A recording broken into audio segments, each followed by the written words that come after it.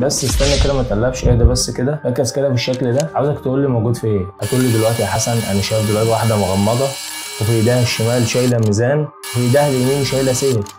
بس ايه الحاجات دي يا حسن؟ الشكل اللي انت شايفه ده يا سيدي بيرمز عندنا في القانون بالعداله. عداله ازاي يا حسن؟ ايه علاقه كل الحاجات اللي انت وريتها لي دي بالعداله؟ هقول لك يا سيدي، عاوز تعرف القصه؟ طب يلا بينا.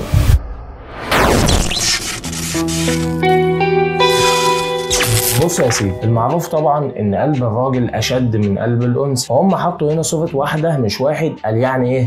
هم يدل كده ان في ايه؟ رحمه. وطبعا مفيش عداله من غير رحمه. رحمه اللي هي انك تبقى رحيم، مش رحمه التانيه.